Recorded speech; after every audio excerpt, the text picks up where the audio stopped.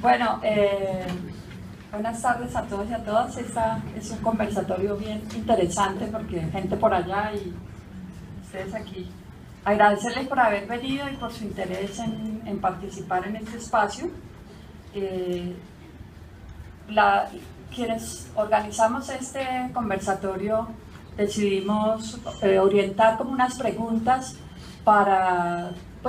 como irnos complementando un poco en las presentaciones y no repitiéndonos y conociendo un poco el conocimiento de Oscar en el tema. Creo que explicó claramente cómo funciona, digamos, cómo es la aplicación del fracking y las diferencias frente al cuestionamiento que hoy se hace al fracking para yacimientos de lutitas y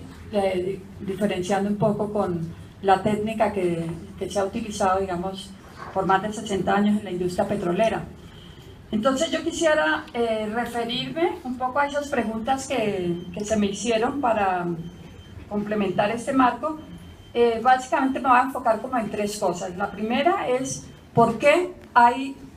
como este nuevo momento desde la industria petrolera. Un segundo aspecto que quisiera abordar es el que tiene que ver ya con el caso colombiano, que algunas cosas las mencionó Oscar, pero no todas, obviamente por las preguntas que a él se le dirigieron, y que seguramente también hubiera podido contestar muy bien. Y un tercer momento es qué está pasando en torno a los movimientos frente al fracking, que también hizo alguna referencia en la parte final Oscar, pero que yo quisiera profundizar un poco más. Entonces, lo primero que quisiera decir es que y nosotros hicimos recientemente un documento que ustedes lo pueden encontrar en la web, es este documento que tengo aquí, se llama Fractura Expuesta, es una revista que saca el Observatorio Petrolero del Sur en Argentina, y varios compañeros de diferentes países hicimos un panorama de lo que pasa en cada uno de nuestros países en relación, gracias, en relación al fracking y en general más bien a los crudos no convencionales. Entonces, en ese sentido, este documento, para los que estén más interesados, lo pueden buscar, buscan Fractura Expuesta, Última Gota, y ahí van a encontrar un especial sobre este tema. Nosotros hemos venido planteando un poco a partir de los análisis que se hacen desde diferentes estudiosos del tema petrolero, es cómo surge todo este interés por lo que se conoce como los crudos no convencionales. Entonces, lo primero es que hay que decir que en el mundo en general hay un agotamiento de los yacimientos convencionales, es decir, esos que explicaba Oscar, diciendo que fluían, que digamos que tienen una densidad que les permite ser extraído con las técnicas convencionales, que están en lugares de fácil acceso dentro de lo que han sido las tradicionales fronteras petroleras, pero se ha venido produciendo un agotamiento de estos crudos no convencionales, y en ese sentido ha habido un impulso desde varias instituciones internacionales, y en el caso de los Estados Unidos particularmente, que ha sido pionera en esto, el interés, digamos, de asegurar una energía asequible y fiable les ha hecho, digamos, dirigir sus esfuerzos hacia la búsqueda de crudos no convencionales, particularmente en su frontera y en la frontera de países o dentro de la geografía de países amigos. En ese sentido, Estados Unidos no ha querido tanto desligarse de ese mercado energético globalizado y financiarizado, sino que lo que ha querido es garantizar más bien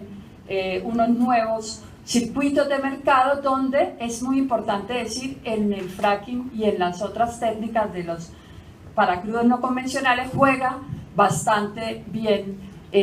las empresas de servicios como la Halliburton, como Schlumberger y algunas otras que más adelante, si me da tiempo, me referiré. Entonces, Estados Unidos empieza esa carrera desde hace varios años y logra incrementar notoriamente sus reservas petroleras, y desde esa lógica de la autosuficiencia energética y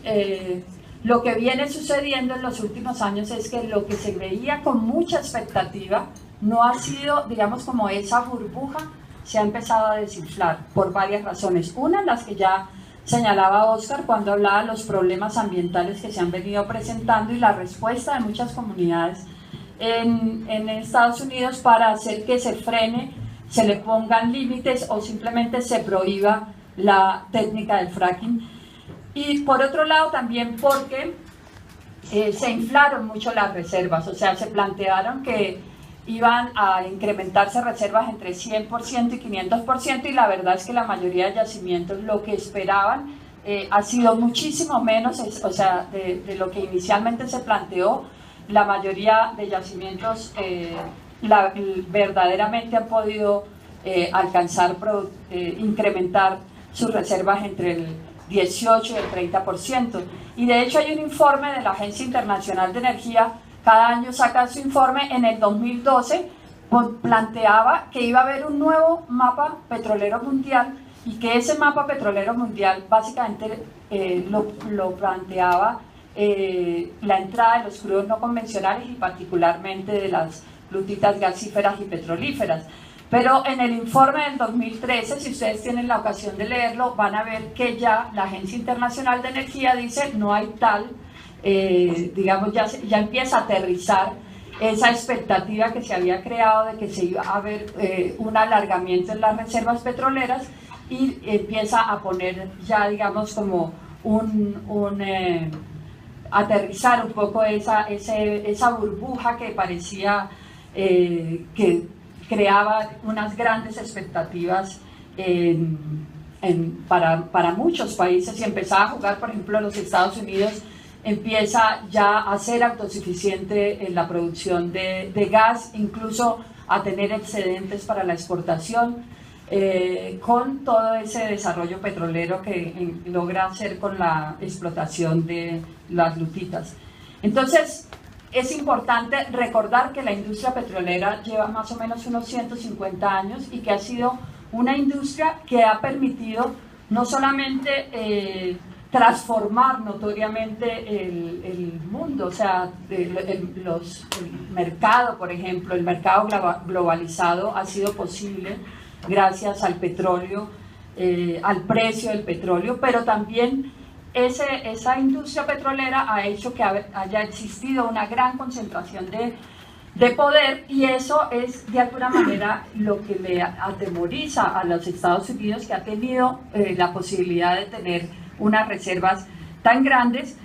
con un consumo energético tan alto. O sea, para que ustedes tengan una idea, el consumo energético de los Estados Unidos es de 3 millones diarios de metros cúbicos, China 1.6, Japón 747, por ahí un poco por la mitad está Brasil y Alemania, y cuando uno empieza a aterrizar ya en estos países como Argentina y como Colombia, estamos por menos de la mitad en términos del consumo energético. O sea que estos países, y ahí me quiero un poco meter más adelante, hacer el link con el caso colombiano, porque este nuevo camino que se toma tiene que ver con esa dependencia de que nosotros somos básicamente un país que produce pensando en la exportación del petróleo. Entonces, termina este contexto, digamos, general internacional de entender de dónde viene todo este boom, cómo se empieza a reconfigurar el mundo geopolíticamente. Ustedes saben que hoy hay nuevos consumidores energéticos, está todo el bloque de los BRICS, pero también todo lo que es el sudeste asiático y otros países, incluso los países árabes que toda la vida han sido productores de petróleo pero no consumidores, empiezan a jugar hoy en las ligas de los consumidores de petróleo, y por eso de alguna manera esa competencia por este energético, que es la base de la matriz energética mundial, empieza este nuevo juego de los crudos no convencionales a tener un papel muy importante. En este sentido, el Departamento de Estado de los Estados Unidos plantea un programa para el compromiso técnico del gas no convencional, y lo plantea desde unos discursos. Uno, como ya lo había dicho, el de la seguridad energética; otro, el de las metas ambientales, porque se plantea que incrementar particularmente las reservas de gas es la posibilidad de poner a jugar un energético, entre comillas, más limpio, particularmente por el tema del cambio climático, pero también para profundizar los intereses económicos y comerciales de los Estados Unidos, porque son empresas estadounidenses las que manejan esta tecnología, como ya lo había mencionado antes. Y esto es un programa prácticamente secreto, pero que se empieza a implementar con cierta fuerza en algunos países. El caso más emblemático, que lo analiza en un libro que recientemente, ayer salió y que va a estar moviéndose mucho en estos días, que son los 20 mitos y realidades del fracking, trabajado por el Observatorio Petrolero del Sur, por María Estela Suampa y otros investigadores del Cono Sur, muestra cómo uno de los convenios que se han podido estudiar es el convenio de los Estados Unidos en Ucrania, que muestra también todo lo que detrás de ese conflicto en Ucrania hay, que es la búsqueda de petróleo. Y ahí, en este convenio, se plantean básicamente unos asuntos. Uno, la necesidad de un cambio contractual en el contrato petrolero. Y ellos plantean que es necesario hacer unos acuerdos de reparto de ganancias que básicamente se van a regir por varias cosas. Uno, por leyes ambientales, o sea, excluir las leyes ambientales ordinarias de sus países, de este país, para la aplicación de las técnicas del fracking, por ejemplo, reducir el rol del gobierno, centralizar la capacidad del gobierno y particularmente dar una estabilidad jurídica, es decir, que si hay cambios posteriores o que algunos asuntos que se tengan que aplicar no jueguen dentro de este acuerdo de reparto de ganancias. Y lo que de alguna manera, y otro asunto que nos parece muy importante rescatar, es el tema que se destaca ahí, que es la gestión del conflicto social, cómo se gestiona el conflicto social, cómo manejar los conflictos que van a aparecer con la gente, y en eso hacer unas alianzas con organizaciones ambientalistas, en una alianza pública-privada que permita a estas organizaciones mediar esos conflictos que pueden existir en las comunidades. Y en ese sentido se recuerda cómo en el 2005 se aprobó una enmienda conocida como la enmienda Halliburton, por todo el lobby que hizo la empresa Halliburton para facilitar la aplicación del fracking en los Estados Unidos. Pero también podríamos ver el caso colombiano, cómo empieza a moverse en el caso colombiano asuntos como los que han estado en discusión en los últimos días, el tema de la licencia express, la discusión que se está dando en el país sobre las consultas previas y otra serie de asuntos que se están moviendo para facilitar la aplicación de estas, digamos, de ampliar no solamente la aplicación del fracking, sino en general todo lo que nos está mostrando el modelo minero energético en el país, y es que nosotros estamos ampliando con una intensidad las fronteras mineroenergéticas en el país. La frontera petrolera, Colombia en este momento estamos hablando de tener,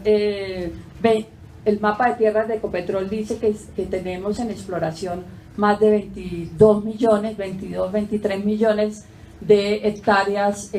para la exploración, y en producción 2.5 millones para la producción petrolera son actualmente, que nos muestra entonces cómo, aunque le hemos puesto un énfasis muy grande en el país a la discusión sobre el modelo minero, hemos dejado lo que está pasando en el tema petrolero, que avanza de manera mucho más intensa. Y con esto entro al caso colombiano rápidamente, porque sé, si me colaboran diciéndome cómo vamos de tiempo, les agradezco. Entro al caso colombiano. En el caso colombiano es bien importante, datos que valdría la pena recordar acá, es que nosotros por cada 10 barriles de petróleo que producimos, solamente se descubren 3 nuevos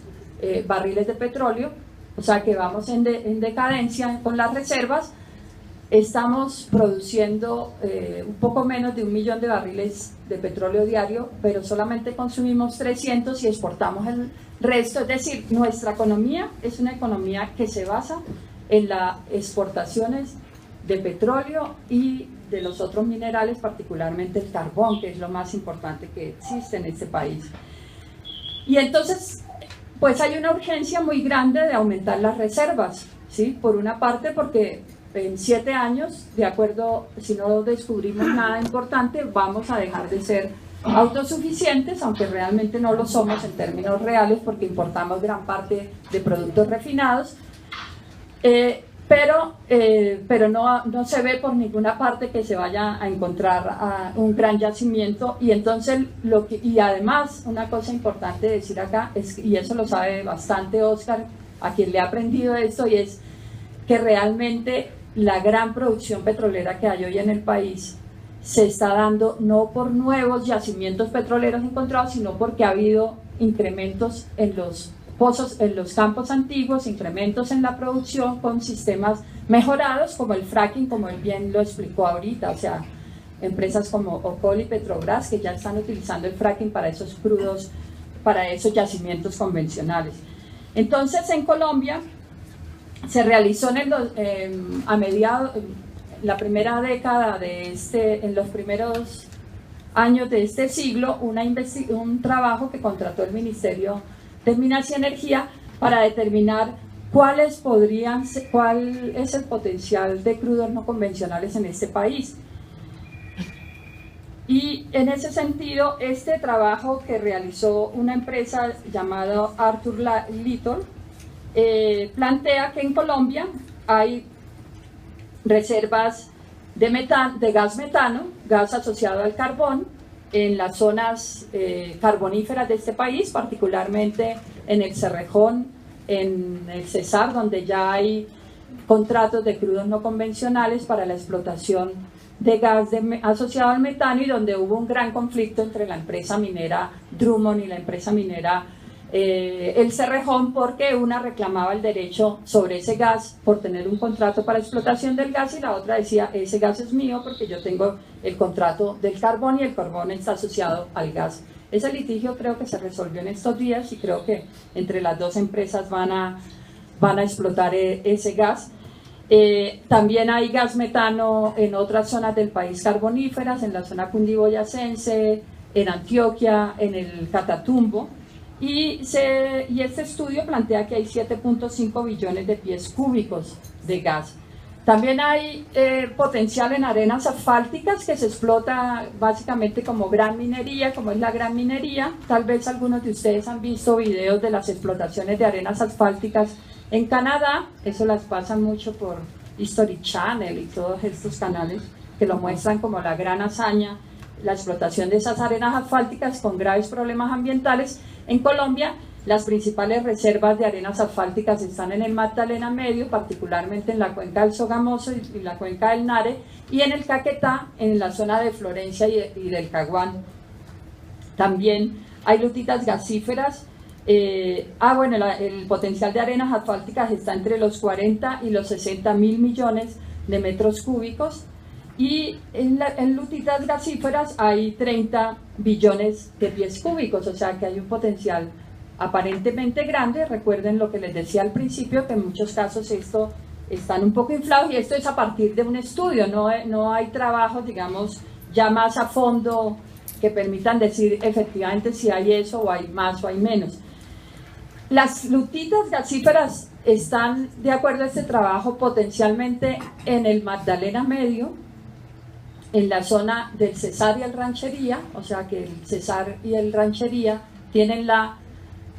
maldición de la abundancia, como diría Alberto Acosta, de tener carbón, de tener gas metano y de tener lutita, y aparte creo que hay yacimientos convencionales de gas. Y estas lutitas, una de las cosas más graves es que está en la cordillera oriental. Y aquí quiero hacer un paréntesis para decir que Colombia es uno de los pocos países, si no el único país del mundo, donde hay actividad petrolera por encima de los 600 metros sobre el nivel del mar. Aquí tenemos ya actividades casi en los alrededores de los páramos o en los páramos, porque hay por encima de los 3.000 metros sobre el nivel del mar, se están haciendo sísmica en el Sumapaz, hay pozos petroleros en Miraflores donde han habido grandes conflictos, hay pozos en la zona aquí de mi amiga Patricia de la provincia del Sogamuxi. En fin, es una de las situaciones más graves. O sea, no solamente estamos haciendo sísmica en las altas montañas, que no deberíamos estar haciendo sísmica, estamos haciendo perforación de yacimientos convencionales, pero tenemos la posibilidad de hacer perforación también para hacer explotación de lutitas gasíferas, lo que nos pondría realmente en una situación gravísima, porque en la zona de las altas montañas está gran parte de la población del país, pero además está gran parte de donde se garantiza el agua para el país. En ese sentido, la Contraloría General de la República hizo una función de advertencia en el 2012. Esta función de advertencia justamente planteaba todos los riesgos que estamos corriendo de no aplicar el principio de precaución y no tener lo suficiente información y los suficientes estudios de lo que podría pasar en caso de que se sigan entregando, porque no es que hasta ahora se van a entregar contratos para hacer exploración y explotación de crudos no convencionales. Ya existen en el país, como lo expliqué antes, contratos para la exploración y la explotación de crudos no convencionales, y no es como está apareciendo ahora, que hasta ahora se van a dar. O sea, si ustedes van en el mapa de tierras, ven que ya se han entregado, que ya se está haciendo exploración, que hay un contrato de exploración desde el 2010 con la empresa Netsen, que le vendió posteriormente a una empresa china en la zona de Chiquinquirá. O sea que en Boyacá ya hay varios contratos, en el Magdalena Medio también hay varios contratos, y no estamos hablando entonces de que apenas va a aparecer la exploración y la explotación. Y termino entonces, para respetar el tiempo, diciendo qué está pasando en el resto del mundo con esto de la explotación utilizando la técnica del fracking. A mí me llamaba mucho la atención una carta que sacaba un periódico en estos días que decía la carta que va a parar el fracking. Una carta que mandaron algunas personas muy distinguidas en el tema ambiental del país y que la muestran como si una carta pudiera parar el fracking. La verdad, y quiero con esto empezar esta última parte, es decir, que los grandes conflictos que se están dando en el mundo por la actividad, por la utilización del fracking, particularmente en Estados Unidos y en Argentina, donde ya lleva varios años aplicándose, elevados consumos de agua, contaminación de químicos, emisiones de gases, una ocupación territorial mucho más intensa, las locaciones para la explotación, para la utilización del fracking son mucho más grandes, y el desplazamiento de actividades productivas ha provocado la emergencia de grandes conflictos y de grandes movilizaciones sociales. O sea, no ha sido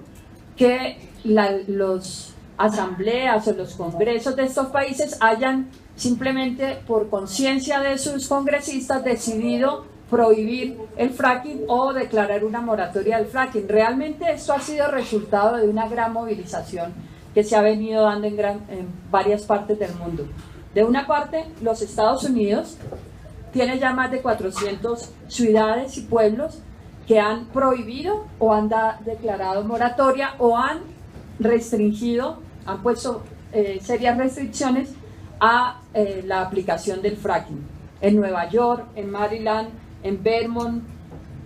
en Illinois, en Pensilvania, o sea, hay varios ya 400 municipalidades y pueblos y 20 estados diferentes que se han pronunciado en torno al fracking. También aquí en Sudamérica ha habido un movimiento muy fuerte en el Cono Sur, particularmente en Argentina, donde ha habido unas asambleas ciudadanas que también se han dado para el caso minero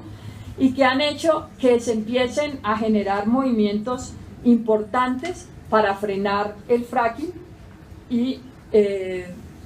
esta mañana conversaba con el compañero Hernán del Observatorio Petrolero del Sur, porque cada vez que conversamos con él hay un municipio más que se ha sumado, hay una municipalidad más que se suma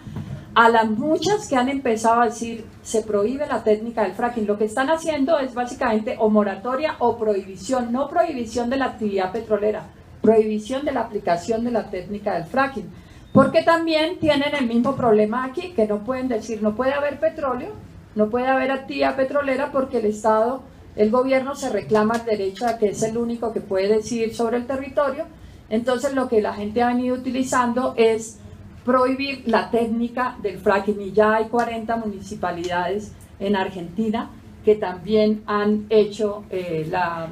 prohibición a la utilización o han declarado moratorias. Francia, el 30 de junio del 2011, prohibió su asamblea, la Asamblea Nacional Francesa prohibió el fracking. Bulgaria fue el segundo país europeo que también hizo prohibición al fracking. Alemania ha hecho prohibiciones también. El Reino Unido, en el Reino Unido hay un proceso, si no estoy mal, más de moratoria, en la República Sudafricana, en la República Checa, y en España, en el municipio de Burgos, se han declarado zonas libres de fracking. Es decir, han surgido una serie de movimientos que son los que han hecho la presión para que se empiecen a generar de acuerdos municipales, o para que se hayan por la vía de los congresos de la República decisiones en torno a la utilización o no de esta técnica. Es como decía yo al inicio, necesitaríamos hacer aquí un gran movimiento y no creer que solamente una carta, que está muy bien que se haga y que está muy bien que nos empecemos todos a pronunciar. Necesitaríamos construir un movimiento que yo creo que incluso tendría que ir un poco más allá del tema del fracking. Aquí en Colombia deberíamos pedir que no se hiciera sísmica en las altas montañas, ni hubieran pozos petroleros en las altas montañas. No ha habido investigación porque no hay explotación petrolera en altas montañas en ninguna otra parte del mundo, y estamos siendo el conejillo de Indias de algo que no sabemos qué pueda pasar. Los conflictos y los problemas por el agua en las zonas planas ya son notorios, ya son importantes. Hay municipios como Acacías, en algunas veredas, donde ya la gente no tiene agua porque la actividad petrolera contaminó las aguas, y el agua llega diariamente en carro tanque, y me preocupa entonces qué va a pasar en esta zona de las altas montañas, donde seguramente ahorita Julio Fierro nos va a explicar mucho más profundamente lo que puede pasar con la fase exploratoria, pero también las fases de producción de una técnica tan agresiva como la que nos acaba de explicar el profesor Óscar Vanegas. Bueno, muchísimas gracias, y vamos a ver quién sigue ahora, Margarita.